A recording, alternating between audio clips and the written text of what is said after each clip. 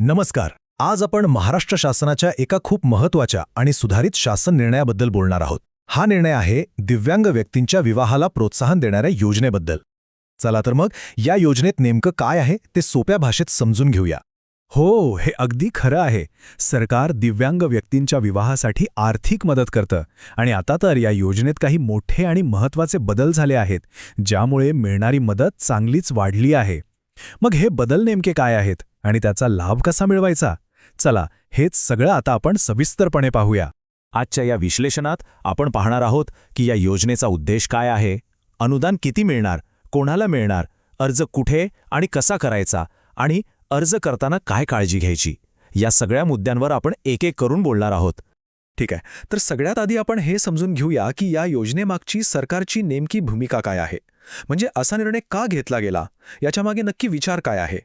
बघा, या शासन निर्णयाच्या प्रस्तावनेतच हे स्पष्टपणे लिहिलेलं आहे की आपल्या समाजात अनेकदा दिव्यांग व्यक्तींच्या लग्नाकडे एका वेगळ्या आणि पूर्वग्रहदूषित नजरेने पाहिलं जातं. त्यांच्या दिव्यांगत्वाला एक प्रकारे असमर्थता मानलं जातं आणि त्यामुळे अनेकदा त्यांचं लग्नच टाळलं जातं. हा दृष्टिकोन बदलणं खरंच गरजेचं आहे. सरकार याकडे फक्त एक योजना म्हणून पाहत नाहीये, तर सामाजिक समानतेच्या दिशेने टाकलेलं एक खूप महत्त्वाचं पाऊल म्हणून पाहत आहे. या योजनेचा मूळ उद्देश हाच आहे की दिव्यांग व्यक्तींना कौटुंबिक, भावनिक आणि सामाजिक स्थैर्य मिळावं, जेणेकरून ते सुद्धा एक सन्मानपूर्वक आयुष्य जगू शकतील. आता येऊया या योजनेच्या सगळ्यात महत्त्वाच्या भागाकडे, तो म्हणजे आर्थिक मदत. या नवीन सुधारित योजनेनुसार पात्र जोडप्यांना नेमकं किती अनुदान मिळणार आहे ते आपण बघूया. तर ह्या योजनेमध्ये मदतीचे 2 प्रकार आहेत. जर जोडप्यांपैकी एक व्यक्ती दिव्यांग असेल आणि दुसरी व्यक्ती अव्यंग असेल तर त्यांना मिळतील 1.5 लाख रुपये, आणि जर वधू आणि वर दोघेही दिव्यांग असतील तर त्यांना मिळणारं अनुदान जास्त आहे, तब्बल 2.5 लाख रुपये.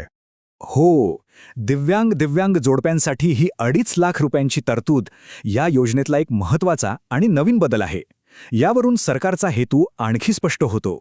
ही जी रक्कम आहे ती थेट जोडप्याच्या जॉईंट बँक अकाउंटमध्ये जमा केली जाईल, म्हणजे डायरेक्ट बेनिफिट ट्रान्सफर, ज्याला आपण डीबीटी म्हणतो. पण यात एक छोटीशी अट आहे. ती म्हणजे एकूण अनुदानाच्या 50% रक्कम ही 5 वर्षांसाठी फिक्स डिपॉझिटमध्ये, म्हणजे मुदत ठेव म्हणून ठेवावी लागेल, जेणेकरून त्यांच्या भविष्यासाठी एक चांगली आर्थिक तरतूद होईल. चला, आता हे पाहूया की या योजनेचा लाभ घेण्यासाठी नक्की कोण पात्र ठरू शकतं. यासाठी सरकारने काही स्पष्ट नियम आणि अटी ठेवल्या आहेत. या योजनेसाठी सगळ्यात पहिली आणि महत्त्वाची अट म्हणजे वधू किंवा वराकडे कमीत कमी 40% दिव्यांगत्व असलेलं UDID कार्ड असणं बंधनकारक आहे. हे एक युनिव्हर्सल ओळखपत्र आहे. दुसरी गोष्ट म्हणजे दोघांपैकी किमान एक जण तरी महाराष्ट्राचा रहिवासी असायला हवा. तिसरी अट, दोघांचाही हा पहिलाच विवाह असावा. आणि चौथी, त्यांचं लग्न कायदेशीररित्या नोंदवलेलं असावं. ओके, तर आता आपल्याला पात्रता समजली. पण मग पुढचा प्रश्न येतो की अर्ज करायचा कुठे आणि कसा.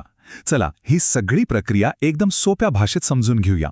अर्ज करण्याआधी ही काही कागदपत्र तयार ठेवावी लागतील.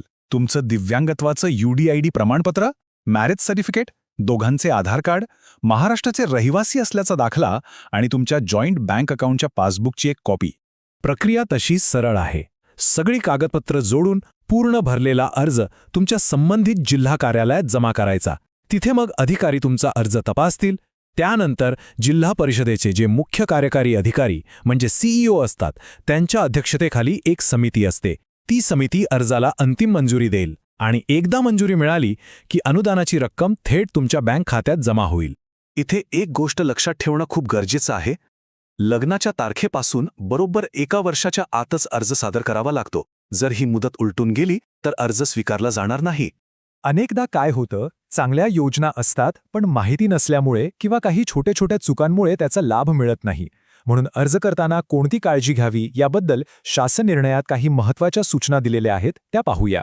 तर मग आपला अर्ज पहिल्याच प्रयत्नात मंजूर व्हावा यासाठी कोणत्या महत्त्वाच्या गोष्टी आपण लक्षात ठेवायला हव्यात. शासन निर्णयात हे स्पष्टपणे सांगितलं आहे की अर्जदाराने अर्ज पूर्ण भरला पाहिजे. अपूर्ण अर्ज स्वीकारला जाणार नाही. दुसरी महत्त्वाची गोष्ट म्हणजे अर्ज जमा करताना जर त्यात काही चुका असतील तर ते अर्जदाराला त्याच वेळी सांगण्याची जबाबदारी तिथल्या अधिकाऱ्यांची आहे. आणि हो, हेही लक्षात ठेवा की या योजनेचा लाभ आयुष्यात फक्त एकदाच घेता येतो. चला तर मग आत्तापर्यंत आपण जे काही पाहिलं त्यातले सगळ्यात महत्त्वाचे मुद्दे पुन्हा एकदा थोडक्यात बघूया. थोडक्यात सांगायचं झालं तर ही योजना दिव्यांग व्यक्तींच्या विवाहाला प्रोत्साहन देऊन सामाजिक समानतेचं ध्येय पूर्ण करते.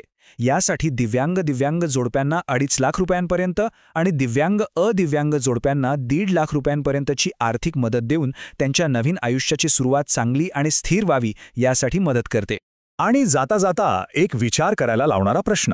अशा प्रकारच्या आर्थिक आणि सामाजिक प्रोत्साहनामुळे येत्या काही वर्षांमध्ये दिव्यांगत्व आणि विवाहाकडे बघण्याचा समाजाचा दृष्टिकोन खऱ्या अर्थाने बदलेल का? हा एक महत्त्वाचा प्रश्न आहे ज्यावर आपण सगळ्यांनी नक्कीच विचार करायला हवा.